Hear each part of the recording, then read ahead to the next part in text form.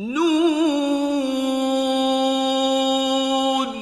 بسم الله الرحمن الرحيم. الحمد لله وصلى الله وسلم على سيدنا محمد رسول الله وآله وصحبه وموالاه. عزیزان و خۆشەویستان خۆشحاڵین دێنەوە خزمەتتان بۆ پێشکەشکردنی ئاڵلقەیەکی نوێ لە بەرنامەی نون. لە ئەڵلقەی ڕابردووە باسمان لە مەقاسید و واتە و مەبەستەکانی شەریعەت کرد. لەم بەرنامەیەش لە خزمەت دکتۆر ناسە ئارۆزەری و توێژەکەین سەبارەت بە هەمان بابەت. لە دەرسی یاخود لە بەرنامەی ڕابردووە ئاماژەمان کرد بەوەی کە سێ جۆر قوتابخانەمان هەیە سەبارەت بە دید و بۆچوون و سەرنج و خوێندنەوەیان بۆ مەقاسیدی شەرعی لە ئیسلامە. قوتابخانەی یەکەم کە ئاماژەمان پێکەبریتی بوو لە قوتابخانەی زاهیریەکان، ئەوانەی کە دەقگەران، ئەوانەی کە بە هیچ جۆرێ لە دەقلا نادەن و ئاماژەمان کرد بە هەندێک لە سەرنج و بنەماکانیان. پاشان قوتابخانەیەکی ترمان هەیە. ئەم قوتابخانەیە بریتە لە قوتابخانە کە پێیانوتێ المعطلة الجدد، ئەو خەڵکانی کە نوێ هاتوونەتە پێشەوە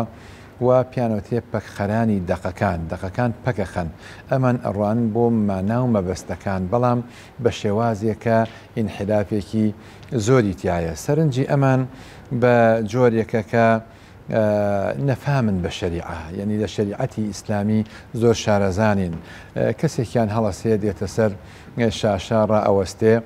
دەسەکە بە قسەکردن بە ئارەزوی خۆی، شتێک حەڵاڵەکە و هەروە شتێک حرامەکە. غەیری خۆیان تاوانبارەکەن بەوەی کە ئەمانە ڕەجعین، کە ئەمانە کۆنەپەرستن، کە ئەمانە داگەران. بۆ نمونە ئەڵێن مەقسەد لە حیجاب بریتیە لە عیفەت و خاوێنی و پاکیزەیی، چ پێویستەکە مرۆڤ یاخود ئافرەت پارچە قماشێ بپۆشێ، یاخود ئەڵێن کێشانی جگەرە ڕۆژ و ناشکێنێ، یاخود زۆر شەراب یاخود عەرەق و شەراب و ئەو جۆرەشتانە پێیان وایەکە حرام نییە، چونکە خوای گەورە فەرمێ فەجتەنی بووه، یعنی لی دوورکەونەوە، نافەرمێ حرامە. لە کاتێکە لەفظی ئیجتیناب کە حرامێکە و لە حرامش زیاتر کە فەرمێ بە هیچ جۆرێ توخنی نەکەون. ئەم قوتابخانەیە دید و سەرنجیان وایەکە لەژێر کاریگەری غەرب و ڕۆژ ئاوایان، پاشان منطقی عەقڵ زاڵەکەن بەسەر دەقەکانە کە ئەمەش لە زۆر شوێن لە جیهانی ئیسلامی هەن لەسەر شاشەکان دەرەکەون و جاری وا هەیە ئەتوانم بڵێم هەندێک کتێب و ئەو جۆرەشتانشیان هەیە و وا پێچێ دەعمەش بکرێن لە هەندێک شوێنی ترەوە. قوتابخانەیەکی ترمان هەیە، ئەو قوتابخانەیەش بریتە لە قوتابخانەی نێوەندگیر یاخود قوتابخانەی وەسەتیەت، کە ئەم قوتابخانەیە شتەکان گرێدا بەیەکەوە، مەقاسد لەگەڵ دەقەکان بەیەکەوە گرێدا. هەندێک وەسائلمان هەیە، هۆکارمان هەیە کە گۆڕاوە لەگەڵ هەندێک ئامانج هەیە کە جێگیر و چەسپاوە، ئەم دوانە بەیەکەوە گرێدەن. ئەم قوتابخانەیە قوتابخانەیەکی نێوەندگیرە، جزئیاتی ئەحکام، جزئیاتی یاخود ئەدیلەی ئەحکام یا ئەحکام کۆکەنەوە، ئەوجار دێن فتواکەی لەسەر ئەدەن، ئەگەڕێن بە شوێن مانا و مەبەستەکان بۆی کە بتوانن ئامانجەکانی خوای گەورە پێکەن. بێگومان لە یادمان نەچێ ئەبێ هەمووان ئەوە بزانین کە مەقاسد لەگەڵ مەساڵێ هەندێک کەس قسەی لێکە، هەر یەکە بە جۆرێک پێناسی ئەەکەن، بەس لە ڕاستیەکە ئەوەیە کە هەر شتێک نسبەت شتێکە، نسبەت بە خوای پەروەردگار مەقسەدە، نسبەت بە ئینسان و مەخلوقاتی خوای پەروەردگار مەسلحەتە، یعنی هەمان شت لای خوای پەروەردگار مەقسەدە، بۆ مرۆڤەکان لای مرۆڤەکان مەسلحەتە. بنەماکانی ئەمان ئەم قوتابخانەیە وایەکە بەل لەوەی کە هەر حکمێک دەرکەن بۆ مانا و مەقسەدەکەی ئەڕوانن، بزانن ئایا ئەم فتوایە کە دەرەکرێ، ئەم حکومەکە ئیزدارەکرێ، جا لە هەر شوێنێکەوە بەر شێوەیە بێ ئامانجەکەی خۆی پێکێ یاخود نایپێکیە. پاشان لە دەقێک ئەیانوێ لی تێبگەن لە ژێر سێبەری مولابەسات و ڕوودا و حەدەسەکانە کە هاتووە، ئەم دەقە چۆن هاتووە، لێکدانەوەیەکی منطقیانەی بۆکەن، ئەو جار دایابەزێنن بۆ واقع. بۆ نمونە پێغەمبەری خوا صلی الله علیه وسلم کە نەهی کردووە لە موسڵمان کە لە نێو مشریکەکان بژی. باشە ئەمە لەم سەردەمایە ئایا ئێستا پێغەمبەری خوا ساسە مەبەستی بە شێوەیەکی کولی مەبەستی ژیانی مسلمان بووە لە بینی نامسلمان و مشریکەکانە یامە لە کاتی جەنگا بووە بۆ ئەوی کە زیان نەگەیەن بەو مسلمانە کە نێو ئەواناژی بێگومان مەبەستەکەی پێغەمبەری خوا صلی الله عليه وسلم لە کاتی جەنگا بووە ئەگینا علاقە و پەیوەندی گۆڕینەوەی ڕاوبیر و بۆچن و هەروەها ئابووری بەرژەوەندیەکان لە نێوان گەلانە بووە گەلان خۆ هەمیان مسلمان نین وەکو ئێستا خەڵکانێکی زۆر هەن لە ئەوروپا ئەژین یاخود جیاوازی ئەکەن لە نێوان ئەو شتێکە سابتە لەگەڵ ئەو شتێکە گۆڕا و گۆڕانکاری بەسەرایە بۆ نمونە خەڵکانێک هەن ئەڵێن سیواک یا دەمپاکردنەوە تەنها بە سیواکە بێ بەس ئەهلی ئەم مەدرسەیاڵێن بە فڵچەی دانپاکردنەوەش ئەبێ گرنگ ئەوەیە مەقسەدەکە پێکیە خۆ پێغەمبەری خوا سەڵ ئەسەلەم باسی سیواکی کردووە باسی درەختی ئەراکشی نەکردووە کەواتە ئەمانە ئەتوانین بڵێن کۆمەڵێک گۆڕانکاریان کردووە لە فتواکانە کاتێک کە دایە بەزێنن قوتابخانەیەکی وەسەتە بڕوایان بە نێوەنگیری و وەسەتیەتی ئاینی پیرۆزی ئیسلام و دەقەکان هەیە و هەروەها حکمەکان هەیە ئەم دوو مەدرسەیە ما بۆ ئێمە حەزمان کرد کە ئاماژەی پێ بکەین و جەنابی دکتۆر ناسحەش بێگومان تشکی خۆی خاتە سەری. بسم الله الحمد لله والصلاة والسلام على رسول الله. دیارە مەقاصدی شەریعە بابەتێکی زۆر گەورە و گرنگە بەڕاستی ئەوەی کە بەڕێزیشتان ئاماژەت پێ کرد تقریبەن مۆزوعەکان زیاتر ڕوون کرایەوە کە ئەم سێ بیردۆزە ئەم سێ قوتابخانەیە هەن بۆ مامەڵەکردن لەگەڵ دەقە شەرعیەکانە کۆمەڵێک پابەندن بە دەقە ڕواڵەتیەکانەوە بەبێ گەڕانەوە بۆ پشتەوەی ئەو دەقانە کە مەبەستی سەرەکی واتاکان بزانن ئەمە خۆشیان لەوە چێ لە هەندێک بابەتە هەر ناچار بن بگەڕێنەوە بۆ دوای دەقەکان چونکە کاتێکە خوای گەورە ئەفەرمێ لا تأكلوا أموال اليتامى بالباطل واتە ماڵی هەتی و مەخۆن لە دەقەکەیە ئەگەر تۆ پابندبی نەهی کراوە لە خواردنی ماڵی هەتی و دەقەکە پابندبی ئەگەر کەسێک ماڵی هەتی و بخوا حرامی توش بووە بەڵام پرسیارێ ئەگەر ماڵی هەتی و بسووتێنرێت لە ڕواڵەتی دەقەکە باسی خواردنی کردووە بەڵام مەبەستی سەرەکی پشتی دەقەکە ئەوەیە کە نابێ ماڵی هەتی و زوڵمی لێ کرێت ماڵی هەتی و بەزایە بدرێت کە باشترین ڕێگەش خەڵک حەزەکە مڵکی خەڵک داگیرکە بۆ خواردنی خۆیەتی و سوودی خۆیەتی ئەگەر هاتوو بۆ سوودی خۆت حرام بێت بۆ سوودێکی کاتی کەسێکی تر یا بۆ ئەوەی کە سوودی لێوەرنەگیرێ بسووتێنرێ کەواتە ئەمە حرامەکرێ حتا ئەوەشی کە ڕواڵەت بینە ناتوانێت فتوا بدا بڵێ وڵا ئاەتەکە باسی خواردنی کردووە کەواتە مۆزوعێکی تر کە سووتاندنە قەیناکە چونکە دەقەکە نایگرێتەوە ناتوانێ وا بڵێ بۆیە هەموو دەقەیەک مەبەستێکی سەرەکی لە پشتەوەیە ئەبێ مەبەستەکە بهێنێتە جێگا بەبێ پشتگوێ خستنی دەقە ئەسڵیەکەی کە هەیە بەڵام لە بەرامبەر مەدرسەی دەقگەرایی ئەم مەدرسە هەیە کە پیان ئەڵێن خۆیان ئەڵێن حەداثی و یا خۆیان پیاڵێن نوێخواز یا پیان ئەڵێن تەنویریین کە ئەم تەنویرینە بەڕاستی دەستێکی ڕاستەوخۆی علمانیەتی بەسەرەوەیە بۆ لێلبیسوا عەلەیهم دینەهم بۆ تێکدانی دینە چونکە دێت لە ئەسڵی دین ئەدا تاوێک گەڵێ لە چ واجب نییە لەبەرەوەی مهمە ئافەت داپۆش عیفەتی هەبێ وەکو جەنابەت فەرمووی ئەڵێ کاکە بیرە قەیچێکە لەبەرەوەی کە عارەق حرامە زۆرەکەی سەرخۆش دەکا حتا قەیچێکە ئەوە نیە ئێستا جیازەیە و لە ساڵ پێنج بێ و ئاگا لە خۆ دەمێنێ و سایقیش بۆی هەیە و قانونی ئەم شتانە ئەوێت وەکو بڵێ مەقسەدێ بێنێتە پێشەوە کە ئینسان ئاگای لە خۆی بێ حتا تەعلەموا ما تەقولون مادام ئاگا لە خۆتا ئەڵێن قەیچێکە وا تۆزێکی بەڵام نە ئەبێ دەقەکە پشتگوێ نەخرێت کە خوای گەورە فەرمووی نابێ عارق بخورێتەوە ئیترەوە حرامە کەم و زۆر ناخوا بەڵکو مەقسەد ئەوە تێناگەێنێت کە لە عارقەکەم بکەیتەوە مەقسەدی ئاەتەکە ئەوەیە هەر هۆکارێک سەرخۆشکەر بێ هۆشبەر بێ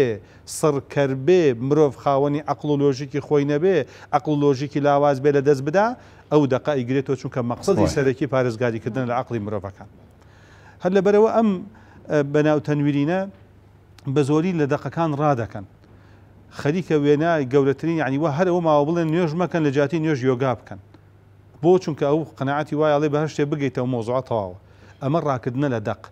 بەڵام ئەو مەدرسەیە کە باوەڕی بە پابەندبوونی تەواوەتی هەیە بە دەقەکان بەبێ لە بیرکردنی مەبەستەکانی پشت دەقەکانەوە. کاتێک کە خوای گەورە ئەفەرمێ وەلا تەقل لەهما ئوفین، واتە نابێت کەلیمەیەکی ڕق بە دایک و باوکت بڵێ. باشە کابراڵێ من تەقول نافەرمێت تەقول باش. بە پێی ظاهیرەکەی ئەگەر هەر قسەی ناشینیان پێ بڵێ، بەڵام ئەگە کوتێکی بگری بەدەستەوە ئەوە قەول نییە، ئەوە کردەوەیە. بەڵام نەخێر ئەوەی کە دەقەکەش بەگەڕەخا ئەڵێ نابێ قسەی ناشرینی پێ بڵێ. پرسیارێ ئەی کردەوەی ناشرین ئەگەر قسە کەمترە ناڕەحەتترێنیەتەکەی کردەوەیە کە ئازاری دایک و باوکت بدەیت ئەمیان حرام بێ ئەویان ئەسڵەن حرامترە. لەبەرەوە ئەم مامەڵەکردنە کە ڕەچاوکردنی دەقەکانی قورئانە و فەرمودەی پێغەمبەری خوا صلی الله عليه وسلم لەگەڵ بەگەڕخستنی مەقسەد بۆ ئەوەی واتە گەورە و مەزنە جوانەکان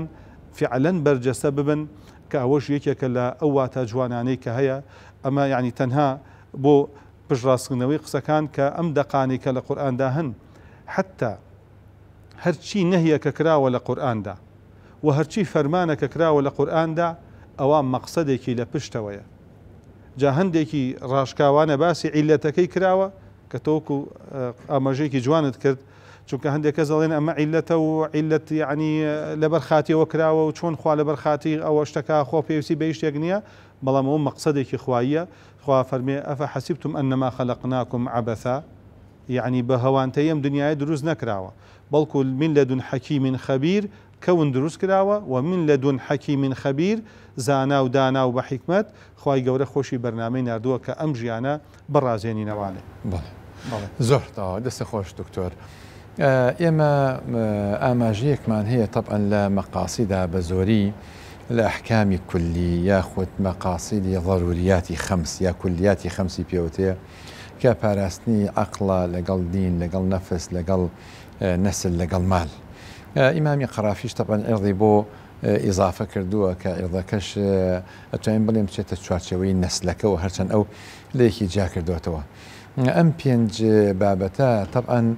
لە ئەڵلقەی ڕابردووە ئاماژەمان بەوە کرد کە هەندێک تێبینی هەیە لەسەری لەگەڵ ئەوەیە کە وردەکاریەکی زۆری بۆ کراوە شەریعەتی ئیسلامی هاتووە بۆ پاراستنی ئەو پێنجتە. دین چونکە دەکرێت مرۆڤ سەنتەر بێتایە؟ بەڵێ دەکرێت تاوان دەکرێت مرۆڤ سەنتەر بێتایە. لێرایە هەندێک سەرنج هەیە لەسەر ئەم تەقسیم بەندیە کە ئەڵێن ئەمە زیاتر لە دەوری تاگەخولێتەوە، شتی گشتی و هەروەها شتی خێزانی، شتی کۆمەڵایەتی زۆر ڕەچاو نەکردووە. پاشانڵێ هەندێشت هەیە ئیهمالی کردووە، بۆ نمونە وەکو ئازادیەکان، ئازادی تاک، وەکو پاراستنی بی ئەو ژینگە و ئەو جۆرەشتانە کۆمەڵێک بابەتی تریان هێناوە کە ئەمە ئەکرێ ئێمە بە شێوەیەکی مفەسڵ ئینشاءڵڵا قسەی لێ بکەین، بەڵام لە دوای ئەم ناوبڕا دێنەوە خزمەتتان و دەست بەکارە.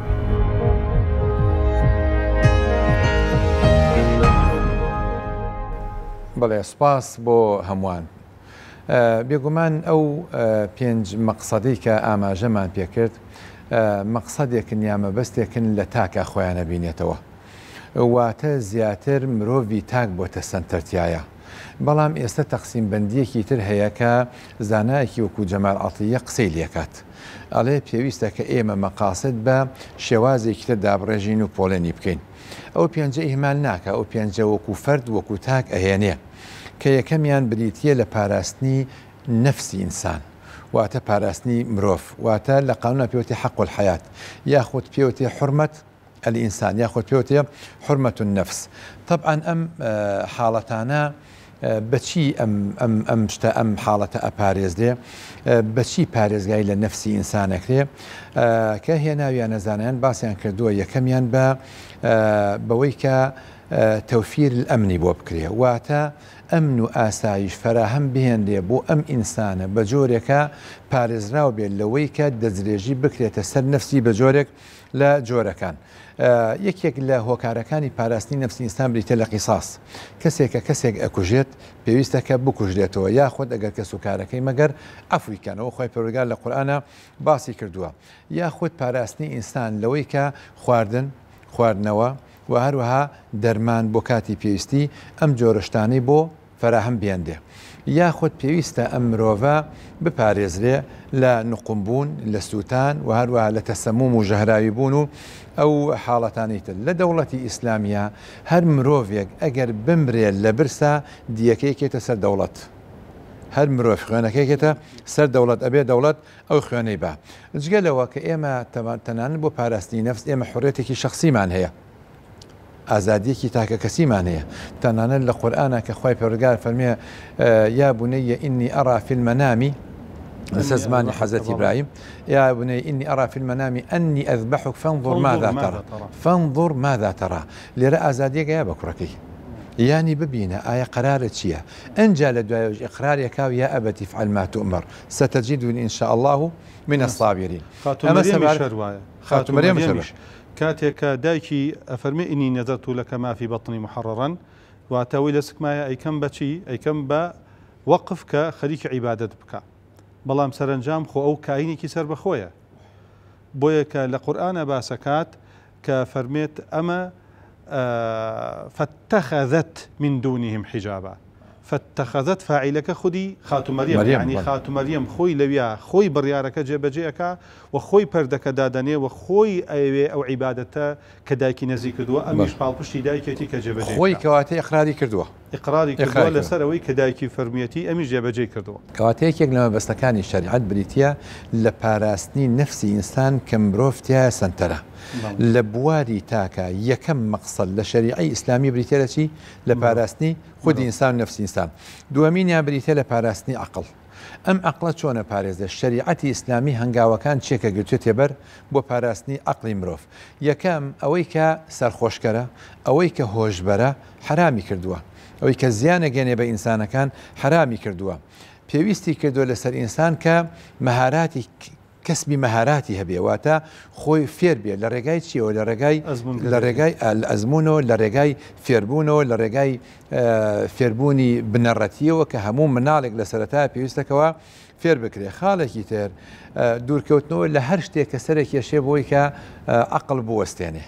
لە کارخستنی عەقڵ بێتەوە کاری لە کارخستنی عەقڵ جا شەرابە جا تلیاکە جا مادەی هۆشبەرە هەر شتێکە کە ئەمڕۆ لە کۆمەڵگەکانە زۆر بووە جاری وا هەیە شوێنکەوتنی هاهۆس و ئارەزووە جاری وا هەیە لاساییکردنەوەیکی کوێرانەیە جاری وا هەیە جیدالێکە لە خۆ کەسێک دێ هەر لە خۆی جیدالەکە پێویستە کە ئەمە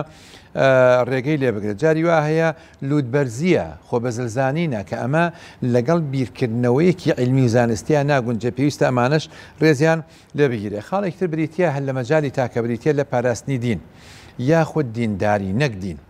دین لەگەڵ تەدەیون دوشتی لە یەک جیاوازە لە مەجای تاکە ئاڵێن چی ئەڵێن تەدەیون ناڵێن دین چونکە دین گشتگیرترە تەبەن ئەویانە لە ناو بۆ تاک پێویستە کە دیندارەکەی پارێزێ بەچی ئەپارێزێ لە تاکە دینداری تاک ئەبێت چۆن بپارێزرێ یەکەم بە عەقیدەیەکی هەبێ جەوهەری بێ بیر و باوەڕێکی تۆکمە و دامەزراوی هەبێ پێویستە وا پێ بکرێوانەکانی وا پێ بوتێ و هەروەها ئەبێت دوور بکەونەوە لە هەر شتێک ئەم عەقیدەیە هەدم بکە بیڕوخێنێ و هەروەها دووری بخاتەوە پاشان ئێمە قورئانمان هەیە لەگەڵ سونەتی صحیحی پێغەمبەری خوا صلی الله علیه و سلم کە دوو بنەمای سەرەکین لەم چوارچێوەیە ئێمە بخوێنەوە بە ئیعتیمادکردنە سەر نەزەر و تەفکیر واتە تێفکرین وەکو ئیمامی غەزالی کە ئەفەرمێ باسی نەزەرەکە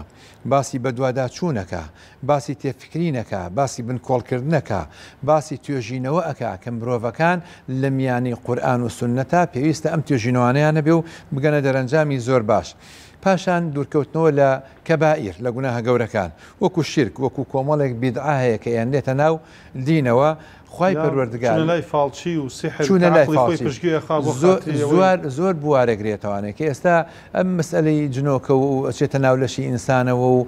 فاڵچێتی و قاوەگرتنەوە و تەزبیاگرتنەوە و نوشتە نووسین و تەسخیری جن و کۆمەڵێکی زۆر هەیە کە خەڵکیان پێفری و داوە و بازارێکە بۆ خۆ دەوڵەمەندکردن بەداخەوە ئەمە پێویستە تاک لەمەش بپارێزرێ خاڵێکی ترکە پاراستنی عێڕا یاخود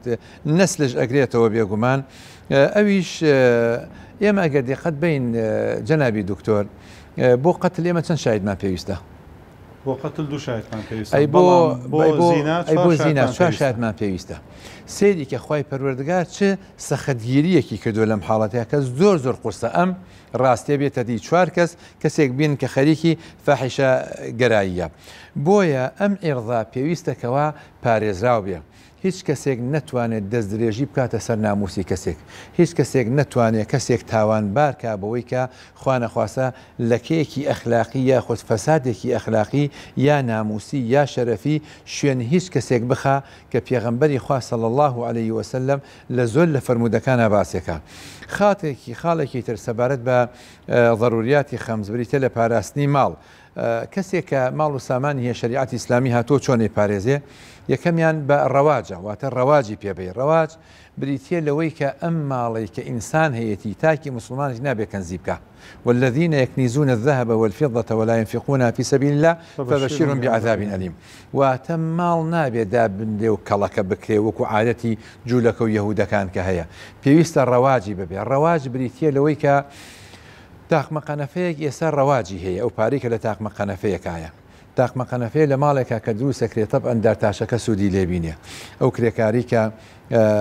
باخەوانەکە سوودی لێبینێ، ئەوەی گوێزێتەوە سوودی لێبینێ، ئەوەیە بێ بەداتا سوودی لێبینێ، مهندیسەکە سوودی لێبینێ، ئەوەی سیاری کە نەقلێکە ئەیگوازێتەوە ئەو کەسەی کە ئەیکڕێ میوانەکە سوودی لێبینێ. ئەمە چییە؟ ئەمە ڕەواجە. ئەم ماڵە بۆ پاراستنی پێویستەکە ڕەواجی پێ بدێ. پێویستە پارێز لە تەلەف لە غوبن لەوەی کە فرتوفێڵی تیا بکرێ، لە دزی، لە ڕیباخۆری، لە سوخۆری، لەم حاڵەتانە ماڵ و سامان ئەبێ بپارێزدێ.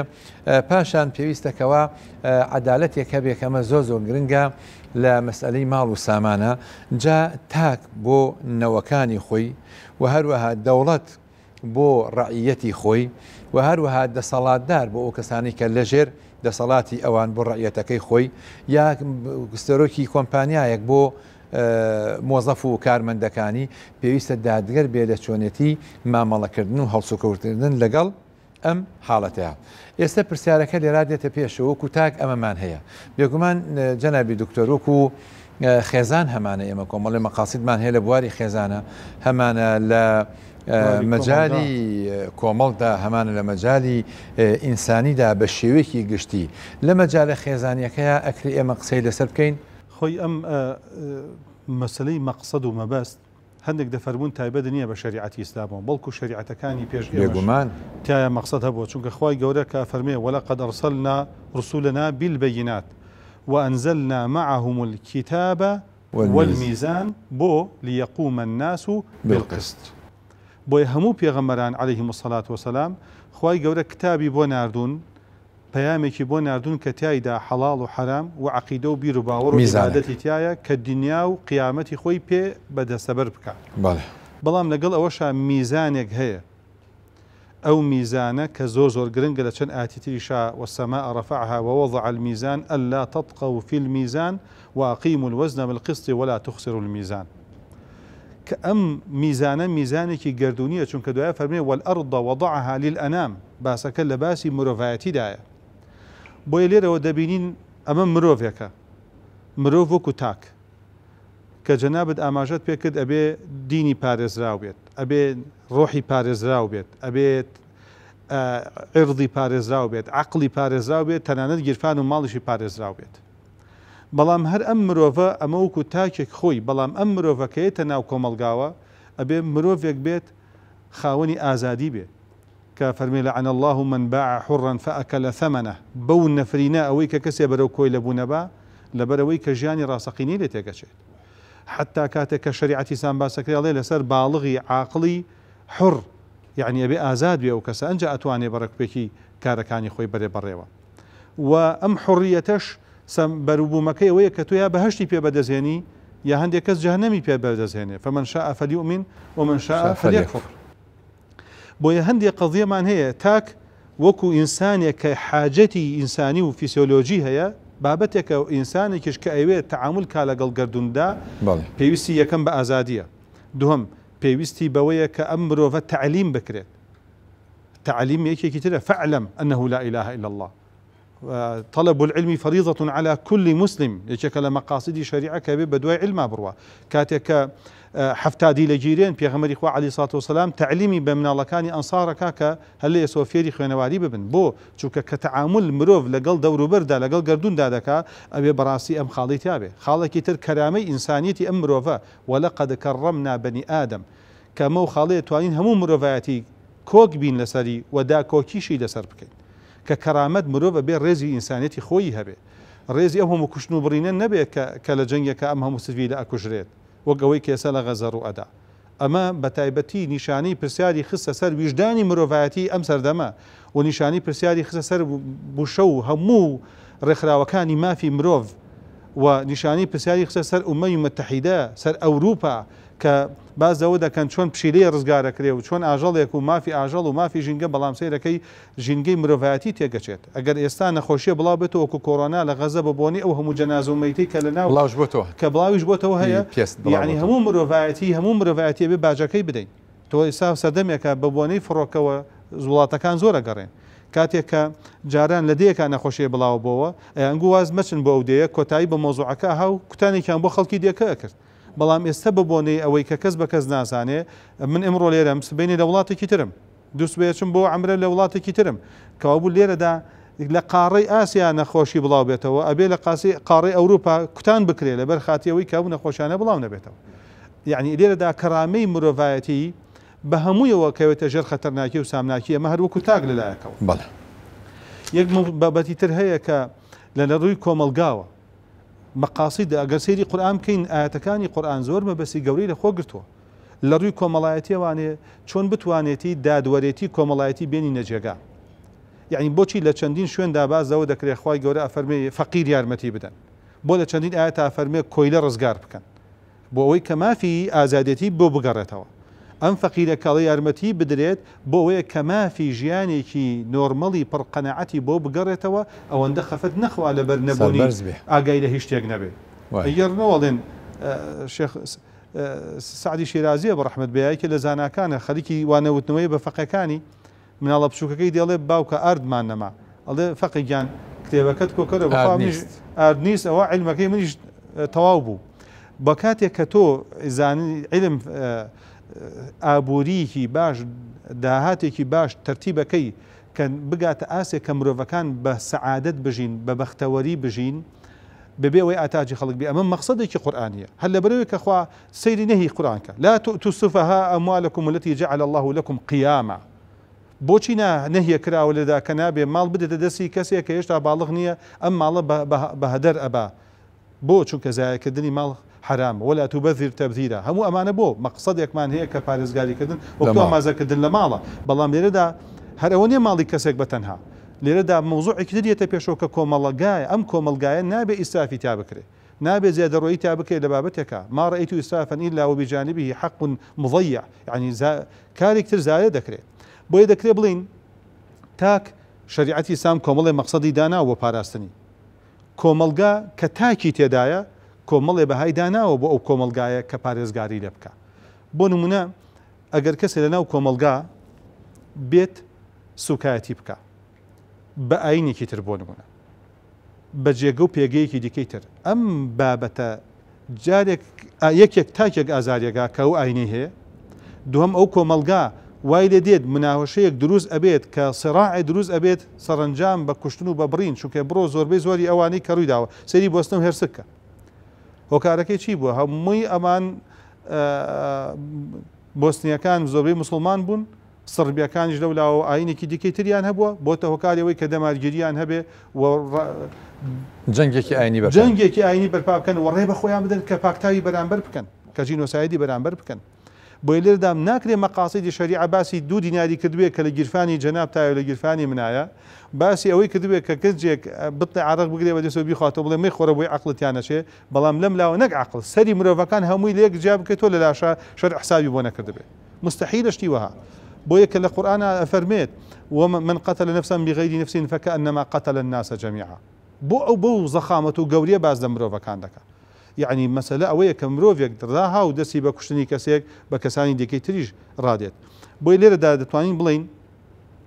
لە ڕووی کۆمەڵایەتی و لە ڕووی پێشکەشکردنی کۆمەڵ پێشکەوتنی کۆمەلگاوە لە شریعەتی ئیسلامە کۆمەڵێ بابەت باس کراوە كاتك فرمي فلنحيينه حياة طيبة حياتي طيبا پێ بڵێ ئەگەر کەسێ فەقیر بێ ئەگەر کەسێ بێناز بێ ئەگەر کەسێ نەخوێنەوار بێ نەتوانێ خۆی بەرێتە پێشۆ لەکوێ ئەم تەنمیە مستەدامی بۆ دروستە بێ ئەم حیاتە طیبە و ئەم ژیانە خۆشی بۆ دروستە بێ لەبەرەوە کاتێ حتا باسی تەطویلی زا دەکرێت کە خوا لە قورئانە فەرمێ بە فەرمان ئەفەرمێ وەقل ربی زیدنی علما تۆ یەکەم شت داوا بکەی لە خوای گەورە لا ئێمەش قاعیدەیەکمان هەیە الدعاء مەقرون بالعمل دوعاش پەیوەستە بە کردارەوە تۆڵی خوای دەوڵەمەندم کێ بێ کاسبی بکەی بۆی دەوڵەمەند بی ئەڵێ خوای بچمە بەهشتەوە بێ عیبادەت کێ بۆی بچێ بەهشتەوە خوای بچم سەدانی حەج بکەمە بێ ناوی خۆت تۆمارکەی کاتێکە فەرمی ڕەبی زیدنی علما ئەبێت تەطویری زادەی علمی تۆ لە خوێندنەوەی دەست پێ بکەی لە داهێنان دەست پێ بکەی لە تاقیگەوە دەست پێ بکەی هەر کەسە و لە بواری خۆیان گرنگی بدە ئەمەش یەکێکی تر لە ئاماجەکان ئەبێت دەوڵەت کار ئاسانی بکات بۆ ئەو زیدنی علمایی کە هەیە ئەمانە هەموو دەکرێت بڵین لەگەڵ ئەو مەقاسیدە جوانانەی کەوا کۆمەڵێک لە زانایان باسییان کردووە هەر لە ئیمامی قەڕافی هەتاوەکو گاتە شاتبی ڕەحمەتی خۆیان لێبێ و سەرکردی ئەوانش کە ئیمامی عومەر ڕەزا و ڕەحمەتی خوای لێبێ کاتێک کە دەبینێت ئەم بابەتە لەم شوێنەیە وەکو پێویست ناگەڕێت حکمێکی تیا بدات دەستبڕین لابا لە عامل مەجاعەیە لەبەرەوەی کە خەڵک هەمووی برسێتیە ئەڵێ ئەبێ خەڵک دەوڵەمەند کە اینجا حکمی شریعەت بێنێتە جێگا جا هەندێک کەس بە هەڵەتێک وازانی شریعەتی ئیسلامەوەیە کە هەر خەریکی دەستبڕین بێ شریعەتی ئیسلام هاتووە دەستێک بگرێ کە بە ئیشی بداتێ دەستێک بگرێ کە پارەی تایە بڵێ پارەکەت ببەخشە دەستێک بگرێ بڵێ کاکە ئەم دەستە کارە ئەزانێت وەرن بیخەنەگەر بۆ ئەوەی دارتاشێتەکەی بکە ئەگەر هات و کابرا ژیانی خۆی بچووە سەر ماڵی هەبوو ژیانی هەبوو ژنی هەبوو نانی هەبوو ئیساحەتی هەبوو ئینجا لەسەرۆمانشە چوو دزی کرد شایستەی چییە بڕی ئەمە حقیقەتەکەیە بۆی ئەم بەمبادیانە حتا مەبدەیەگەی لە شریعەتی ئیسلامە کە زەرع المەسئولیە چاندنی بەرپرسێتی لە دڵی هەموو تاکێکی کۆمەلگا كلكم راع وكلكم مسؤول عن رعيته وقفوهم إنهم مسؤولون يعني برپرسێتی تاگە بێ فێری برپرسێتی بکرێ لەو ئیشەی کە هەیەی قوتابیە فێرخوازە لە کاری خۆی فەڕاشە لە کاری خۆی ئەو لە کاری خۆی تۆ بەرپرسی لە میشەی خۆت هەستکردن بە بەرپرسێتی لە دنیا و لە قیامەتە کە تۆ لە دنیاش محاسەب بکرێ لە قیامەتیش ئەگەر کامەرەی دنیات بەسەرەوە نەبێ چاوی مدیرەکەت بەسەرەوە نەبێ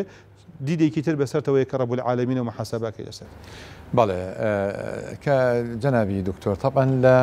مەجای خێزانی ئێمە مەقاسیدمان هەیە کە ئاینی پیرۆزی ئیسلام و شریعەتی ئیسلامی و دەقەکان زۆر بایەخیان پێداوە پاراستنی خێزان مەقسەدە مەقاسیدی خێزان بە چەند شتێکە بێ یەکەمیان ئەوەیە کە خی پەروەردگار تەمەەن تەشریعی زەواجی کردووە ئەم زەواجە لە نێوان ئەو دوو ڕەگەزایە کە ئەمڕۆ بەداخەوە لە ڕۆژ ئاوایە 12 جۆر زەواجیان داناوە یعنی هەندێک شت باسەکرێ ئینسان خەریکە لە پێستی خۆی لە تەریقیا مرۆڤ لەگەڵ ئاژەل لەگەڵ مرۆڤ شتی سەیریان هەیە ئەجا بووە پەیوەندی ڕاگررتنی پەیوەندی بە سیستماتکردنی ئەم پەیوەندی نێوان نێرومێ چەند شتێکی داناوە ئاینی پیرۆزی ئیسلام یەکەمیان زەواجە بەچی ئەم زەواجی پاراستووە بەوەی هەموو عەلاقە و پەیوەندیەک لە دەرەوەی بازنەی زەواج حرام کراوە حتتانان شذوذی جنسی ئەو هاوڕەگەزخوازی ئەو جۆرەشتانی کە باسەکرێ ئەوانەی حرام کردووە پاشان پاراستنی نەسل ئەبێ یاخودوەچە ئەبێ بخرێتەوە ئەبێ ببێت چونکە نوعی ئینسانی بۆی بەردەوام بێ هاتوو ئاینی پیرۆزی ئیسلام لیوات و سیحاق واتە هاوڕەگەزخوازی بە هەموو جۆر و شێوە قێزەونەکانەوە حرامی کردووە تەنانەت وەعد زیندە بەچاڵکردن تەنانەت ئیجهاڵ واتە لەباربردن ئەمانە ئاینی پیرۆزی ئیسلام حرامی کردووە پاشان هاتووە بۆ پاراستنی خێزان بۆ تەحقیقی وەکوتێ سەکەنە و سەکەن و مەوەدە و ڕەحمە خۆشەویستیە سۆز و بەزەیە ئارامی و دڵنەوەی یەکترێ لە نێوان ژن و مێردا و لە نێوان خێزانەکان و ئەندامەکانی خێزانە کە ئەبێ بێ ئاەتەکانی قورئان زۆر بەڕاشکاوانە باسی ئەمەیان کردووە پاشان نەسەبی پاراستووە نەسەبی ئینسانەکانی پاراستووە بۆی کە تەبەنی حرام کردووە منداڵێکە لە تۆنیە چۆنێکێ بە کوڕی خۆت میراتێ لێ ناگرێ بۆی هەر کەسێک نسبەتی بدێ بۆ لای باوکی خۆی و زوڵ مستەمێکی لێ نەکرێ لە خێزانە تەدەیون پێویستە پارێزرا بێ حاڵەتی دینداری ئەم خێزانە ئەم باوکە سەرۆکی ئەم خێزانە بایەخ بە بە نوێژ بە ڕۆژوو بە ئەخلاقیاتی ئەندامانی خێزانەکەی مناڵەکانی خۆی و تەنانە خێزانەکەی شێگەر خێزانەکەی مسلمان بوو بۆی خێزانێکی بەختەوەر بیەکەمێکێکە لە ئامانجەکانی شریعەتی ئیسلامی. پاشان لایەنێکەیە لایەنی مؤسسەسی پێوتێت، لانی مؤسسەسی لە دامەزراوەی لە خێزانە جۆری پەیوەندیەکان لەگەڵ یەکتریە، بۆ نمونە سیلەی ڕەحم لەگەڵ یەکتریە، بۆ نمونە هاریکاریکردنی یەکتری کەسبیەکە لە خێزانە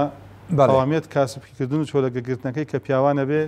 کاسبی بکەن و ڕنج بدەن تێبکۆشن لەبەرەوەی ئافەت بە ئیسراحەت بتوانێت لە ترۆپکەی ڕاستەقینەی پەروەردەدا دایکایەتی خۆی بکەن. مهمەی پیا و کەسبە لە ئەسڵە مهمەی ئافرەت چییە؟ پەروەردەکردنی منداڵە کە لە زۆر جێگەی یانی ئێستا بۆ نمونە قد سمع الله قول التي تجادلك في زوجها وتشتكي إلى الله سورة مجادلة يا مجادلة كاردو كياتوا يا قد سمع الله لێرەیە ئەم ئافرەتەکە هات بۆ خزمەت پێغەمبەری خوا صلی الله علیه وسلم کە وتی ڕیهاری لەگەڵ من کردو فلانە کەس مێردەکەی وتی ئەگەر بیان مناڵەکانم بەمە لای ئەو ضاعوا ئەگەر بێنە لای من جاعوا کەواتە لێرە ئەم ئافرەتەوەی سەلماند و ئیسپاتی کردووە کە تەربیەی کێیە؟ هی ئافرەتە کەسبی ماڵ و سامان و ڕزق و ڕۆزی بەدەست لای کێیە؟ لای پیاوە تا پێغەمبەری خوا صلی الله علیه و سلم کە کێشەکەیان چارەسەر کرد. پاشان لایەنێکی تر هەیە تەبعاً مەسئلەی تعاون لە بینی خزم و کەسا دکتۆر. خەڵک هەیە پارە ئەیە بە هەندێک ڕێکخراوی خێرخوازی خوشکەکەی سواڵەکە. خەڵک هەیە ئەچێ سواڵەکە دەست لە خەڵک پانەکاتەوە بۆ ئەوەی کەوا شتێ پارە دەستخە عملیاتێکی پێ بکات لە کاتێکە خزمی زۆر نزیکی هەیە زۆر دەوڵەمەندە. بەڕاستی ئەمە کارەساتێکی زۆر گەورەیە. ئێمە کەسوکارەکان لەگەڵ یەکتریا ئەمە مرۆڤ خۆیەتی ئەمە براکانێتی و خوشکەکانێتی برازا و خوشکەزاکانێتی کوڕ و کوڕەزاکانێتی ئامۆزایەتی پورێتی پورزایەتی خاڵ و خاڵۆزایەتی هەموو ئەمانە پەیوەندێکی تۆکمە هەیە کە قەرابەی پێوتێ لەسەر هەر یەکێکمان پێویستەکە ئاگامان لە کەسەکەمان بێ لە هەموو بوارەکانی ژیانە ناکرێت ئێمە بەرباڵڵاکەین بۆ یەکتی بۆ شێوازێ مامەڵە لەگەڵ یەکتریا بکەین. یەک شتێکی تر هەیە کە سەبارەت بە پاراستنی خێزان ئەو ژلایانی دارایی خێزانەکانە کە پێویستە بپارێزرێ بۆ نمونە مەهری ئافرەت پێویستەکە بدرێ و ئەبێ ئەترا بۆ بکەین کە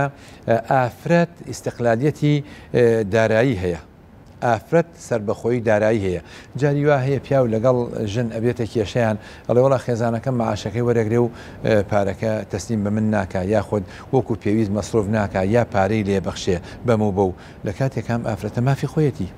نەفەقە لەسەر پیاوە. ئەم ئافرەتەکە خۆی ئیستیقلالێکی مالی هەیە ئازادە مارەیەکی خۆی چیلەکە و هەروەها ئەو داهات و دەستکەوتی خۆشی کەمانگانە مۆزەفەیە دکتۆرەیە مهندسەیە کارمەندێکە هەرچیەکە ئازادە لەوەی کە چۆن تەسەڕوفی پێوەکە چۆن سەرفیەکە ئەوکو ڕێزێکی تاکیشە کە خۆی گەورە بە هەمان دەقا فەرمێ للرجال نصیب مما اکتسبوا هەمان دەقا فەرمێ وللنساء نصیب مما اکتسبن کە ئەمە عەجیبەیەکە چونکە تا ساڵەکانی 1930 لە فەڕەنسا ئافرەت بە خاوەنی مڵک نەبووە لە فەڕەنسا کە ئێستا خۆی بەشدەزانێ بەڵام 1400 ساڵ لە شریعەتی ئیسلامە ئەو حەقە دراوە. هەر لە پارێزگاری ئافرەت خێزاندا شتێکی زۆر گرنگ هەیە کە نابێت لە یادی بکەین وەکو مەقسەدێکی قورئانی هە لە سۆنگەی وایەتی کە پێچیش خوێنمانێ ولا تقل لهما أف یا فەربێت خوای گەورە فەرمانی کردووە کەوا ئەلا تشركوا بالله شيئا وبالوالدين إحسانا مەسەلەی چاکەکردن لەگەڵ دایک و باوک. ئێستا یەکێ لە گەورەترین کێشەکانی ئەوروپا کە ئەم مەقسەدە فەوتاوە کە دایک و باوک بناڵەکەی پەروەردەکە بوو بە 12 ساڵ خۆی زۆر ماندوو کابوو بە 15 ساڵ ئەیتر زۆر ماندوو بێ بوو بە 18 ساڵ 20 ساڵ ئەم کوڕە ئەم کچە لای دایک و باوکی خۆی نامێنێت یعنی کە گەیشتە بەروبووم بەڕاستی لە لای خۆی نامێت بۆی وای لێ هاتوو ئێستا لە وڵاتانە زیاتر خوارێزاتان کە سەگ بەخێوەکەن لە جاتیەوەی مناڵ بەخێوکەن و مناڵ بەرەو کەمتێتی ئەڕوا بەڵام سەری لای خۆمان کە کاتێک کە ئەستەن دایکیش پیرە بێ بە تەمەنە بێت باوک پیرە بێ بە تەمەنە بێت مناڵ دەستی ئەگرێ هاودەمیەتی هاوخەمیەتی لە خەستەخانە کۆڵی ئەکا یعنی ئەمە جوانترین ترۆپکەی پێش یعنی لەوحەیەکی هونەری جوان کە کەسێکە کوڕێکە دایکی لە کۆڵ کردووە ئەمە وەکو چقلی چاوی و کەسانی کە باسی ئونسەویەت و فیمینیزمی دەکەن کار ئافرەت ئەوە تا ئافرەتێکە بە تەمەنە پیرە هیچ مواصفاتێکی دنیاییتیان ماوە تووشی زەهایمەریش بووە کە مناڵەکەی خۆی ناناسێتەوە کەچی مناڵەکەی کۆڵی ئەکا کە ڕێزی لێ دەکرێت. ئەمە پێی دەوتێت جوانترین دیمەن کە هەموو مرۆڤایەتی شانازی پێوە بکە. بۆیە ئەمە یەکێکە لە بابەتە گرنگەکان کە مەقسەدێکی شەرعیە بۆ خێزان. دیارە یەک دووشی تر ئاماژە پێ بکەم وەکو مەقسەدێکی حکومی زۆر بە کورتی ئەویش مەسەلەی ئەمن و ئیستیقرار. دوو جۆر ئەمن هەیە، ئەمنی دەرونی هەیە، ئەمنی کۆمەلگاش هەیە. أولئك لهم الأمن وهم مهتدون كباسك بذكر الله تطمئن القلوب. وهروها أمني رقوبان سيروا فيها ليالي وأياما آمنين.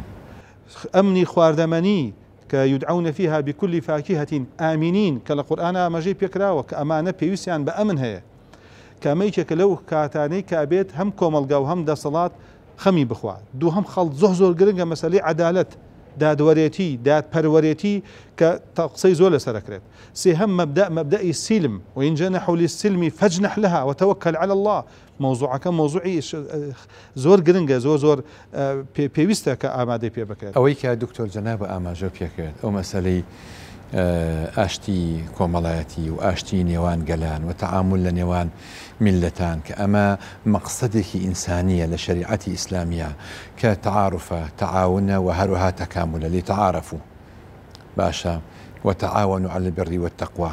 اینجا تەکاملش کە حەزارەتی ئیسلامی لە ڕاستیە خەڵکی غەیرە ئیسلامیشتیایە بەشدار بووە. بۆیە ئێمە ئێستا ئەبێ بڵێن حاڵەتێکی ئاستاییە مافی مرۆڤ میثاقی ئومەمی متحیدە بۆ مافی مرۆڤ کە هیچ بڕگەیەکی تیا نەبێت دژ بە بنەما سەرەکیەکانی ئاینی پیرۆزی ئیسلام بێ ئەبێ ئێمەش ئیقراری بکەین ئەوەی کە شەرعیە لەگەڵ شەریعەتی ئیسلامیە گونجاوە. مهمەی ئینسان کە ئاینی پیرۆزی ئیسلام هێناوێتی طبعاً عیبادەیە وهروها خلافية وهروها عماري زي واستعمركم فيها واستعمركم. إنجا أم تعاون لبيني إنسانا كان زوزو قرنقة تنانت لبابي تعاون أزهر لقل فاتيكان صالي 1995 تعاون يقبول بيننا سبارت با مكافحة وستان والروبروي إجهاض لقل شذوذي جنسي لقل هاورقص خوازي أو جورشتانا تعاونيان كل لقل يكتي أكري أم أمتي إسلامية أم شريعتي إسلام أمتي إسلامية لمجال إنسانية كاد دستبركتني خوش گزراني وباراستني برجوندي مروفا كان بشوازيكي قشتي أو خالق رنقاني كبريز أماجو بيكرت هذه كاديكي زور جوان ببي. طبعا زورتر هلاقري بلام دياركاتا كمان ديتا كوتايي تابيا قشنويكي تر بخواي قورتان اسبيرم خواتان لقل